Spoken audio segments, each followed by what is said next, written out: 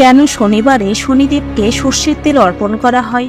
বলা হয় লঙ্কাপতি রাবণ নবগ্রহকে বন্দী করে লঙ্কায় এনেছিলেন। শনিদেবকেও রাবণ হাত পা বেঁধে দীর্ঘ সময় লঙ্কায় বন্দী করে রেখেছিলেন। মা সীতার খোঁজে হনুমান যখন দূত হয়ে লঙ্কায় গিয়েছিলেন, ঘটনাক্রমে তার লেজে আগুন লাগানো হলে হনুমান পুরো লঙ্কায় আগুন লাগিয়ে দিয়েছিলেন।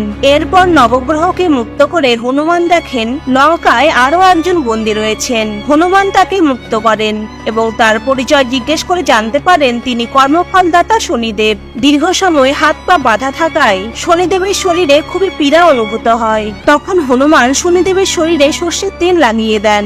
এতে শনিদেবের অনেক স্বস্তি হয়। তখন শনিদেব প্রসন্ন হয়ে হনুমানকে বর দিতে চাইলে হনুমান বলেন ভবিষ্যতে যেন প্রভু শ্রীরাম আর তার ভক্তরা শনিদেবের বক্রদৃষ্টি থেকে দূরে থাকে। তখন শনিদেব বলেন কোনো ভক্ত যদি মন থেকে আমায় সর্ষের তেল দেয় তবে সে সকল সংকট থেকে দূরে থাকবে। এছাড়াও আরো একটি কাহিনী প্রচলিত আছে। একবার শনিদেব নিজের শক্তির জন্য খুবই অহংকার করছিলেন। সেই সময় হনুমানের কীর্তি, শক্তি ও তার পরাক্রমের কথা চারিদিকে ছড়িয়ে পড়েছিল। সমস্ত সংসার বজরংবলীর বল ও সাহসিকতার প্রশংসা করছিল। যখন এই কথা শনিদেব শুনতে পেলেন তখন তিনি হনুমানের শক্তির পরীক্ষা নিতে হনুমানের তপস্যা স্থলে পৌঁছান। তিনি দেখেন হনুমান তখন আপন মনে কলা খাচ্ছিলেন। খাদ্য গ্রহণের পর হনুমান আবার শ্রীরামের নাম জপ করতে শুরু করেন।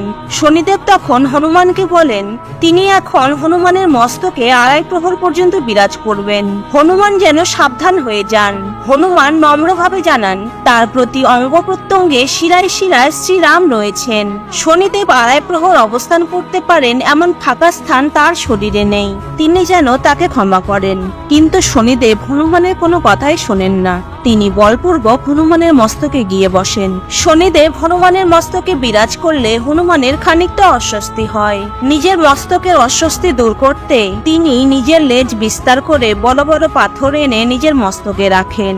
বড় বড় পাথরের ভারে শনিদেবের শরীরে অনেক পীড়া ও যন্ত্রণা হতে থাকে। এরপর হনুমান আরো পাথর নিজের মাথায় রাখলে শনিদেব নিজের ভুলের জন্য ক্ষমা প্রার্থনা করেন।